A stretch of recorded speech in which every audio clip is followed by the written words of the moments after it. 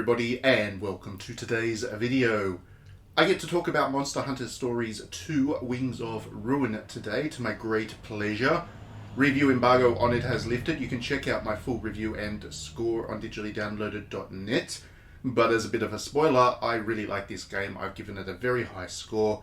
And in fact, it is one of my highlights of the year as far as the JRPG genre goes, along with the likes of Scarlet Nexus, Atelier Ryza, Nier, Disgaea 6, and quite a few other games. It has been a good year for the JRPG genre, and Monster Hunter Stories 2 really came out of nowhere to deliver yet another game that I have found really compelling and interesting.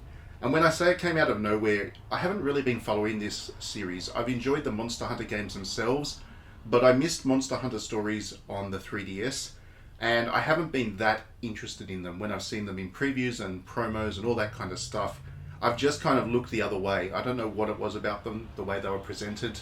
They didn't really appeal to me, but when a copy of this one landed on my desk to review, I obviously started to play it, and I was hooked pretty immediately, and for interesting reasons.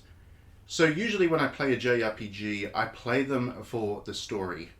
Obviously, I like for them to play well, to have interesting mechanics, to have nice gameplay as such, but ultimately I want the story to be the thing that resonates with me the most strongly. I want to be thinking and feeling as I play. I want the game to give me some ideas, and I want it to engage with me on that intellectual level. Monster Hunter Stories 2 is kind of the opposite. The story itself is fine. I certainly enjoyed it for what it was, but really why I was playing this game was for its gameplay. It is a really nice playing JRPG with some really nice and interesting mechanics going for it. So what I think is really the strength of this game's system is the fact that enemy strengths and weaknesses are based on their attacks rather than the enemy themselves. So to basically overview how the game plays, if you haven't played a Monster Hunter Stories title before, there are three basic attacks, and the attacks are strong against one another and weak against one another, just like a rock, paper, scissors system. So you've got power, speed, and technical. And if you choose, for example, speed, then you're going to be weak against one type of attack and strong against the other. And as I record this, I can't actually remember which is which. It's there on the screen, so I haven't had to memorize it, but it is basically that rock, paper, scissors system. And the ability for you to do damage to your opponent or hit them with a critical hit or take advantage of their weaknesses actually relies on the type of attack that they're attacking you with. So if your enemy is attacking you with speed, and you attack back with speed, then you have a kind of a draw situation. But if you pick one of the other two types of attacks, then you either win or lose the bout. And that results in you taking more damage or your opponent taking more damage. It doesn't matter what the opponent is.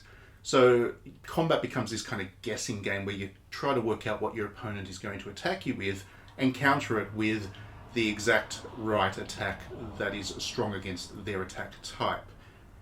Enemies do have preferences for what they would prefer to attack you with, so you do get some kind of insight into it, and it's not a pure guessing game system, but at the same time enemies can change things up, especially when they get towards their last 10% of health or so. They can often attack you with something that is not their normal attack. They get what the game terms as angry, and that means they start throwing in different types of attacks.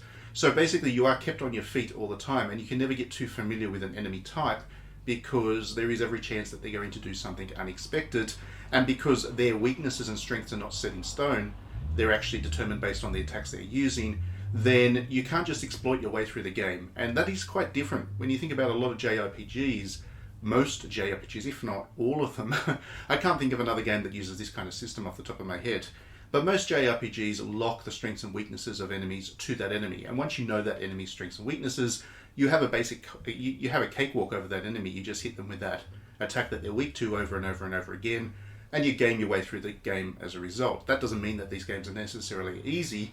For example, Shin Megami Tensei 3 is infamous for having this kind of strengths and weaknesses system, but being a very difficult game anyway. So this is not to do with its difficulty.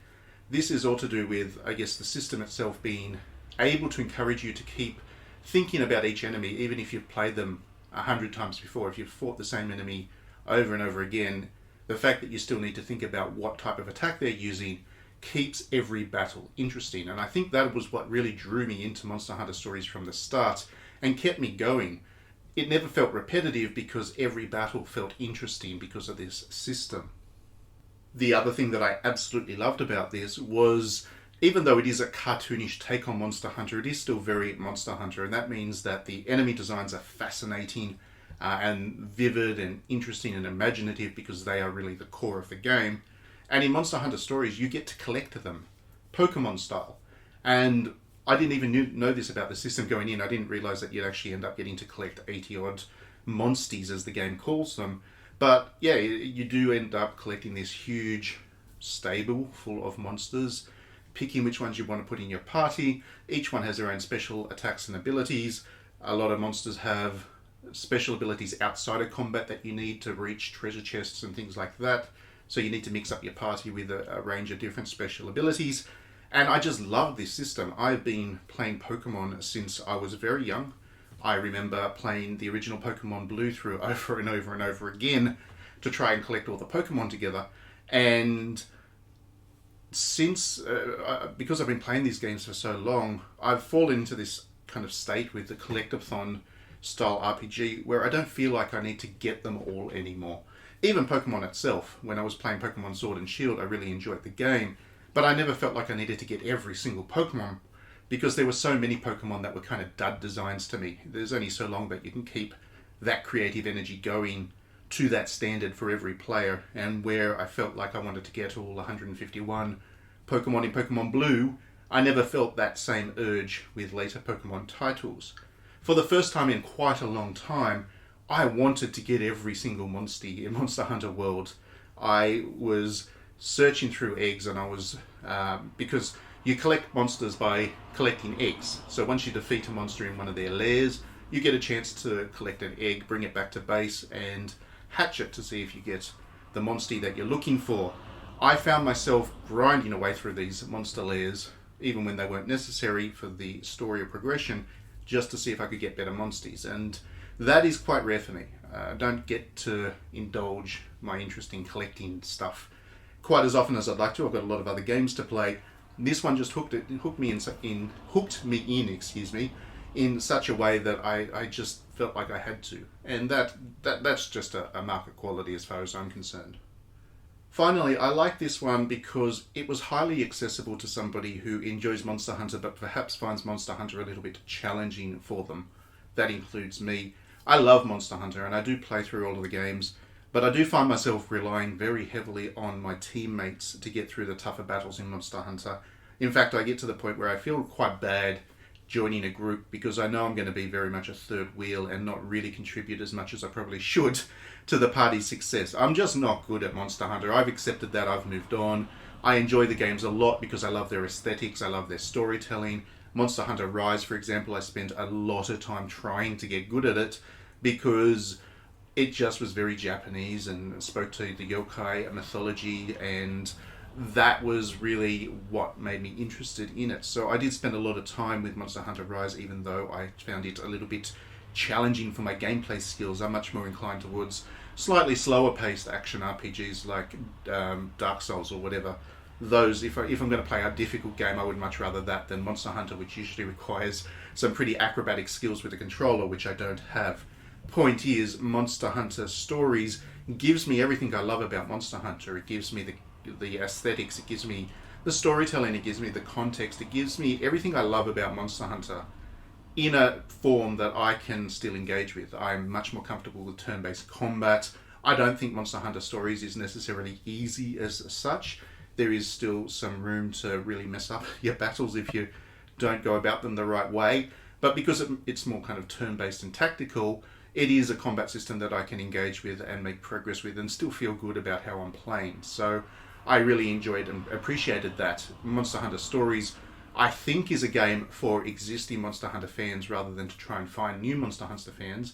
Kind of has a lot of astute knowledge about the Monster Hunter culture in there. But it is nonetheless a more accessible, comfortable, kind of comfort food style game for Monster Hunter fans, and I think that's good. Once again, I went into this game not expecting a whole lot. I really didn't, but I've come out with it being one of my highlights of the year so far. So definitely check out my review on digitallydownloaded.net. I'm a little bit less rambly in that. This was all unscripted, but yeah, my full review is definitely a much more focused project. But if you did enjoy this video, please do click that like and subscribe button. That way you won't miss any as I do more of them. And please do consider backing me on Patreon. You can do that for just $1 a month, or you can give me more if you want to.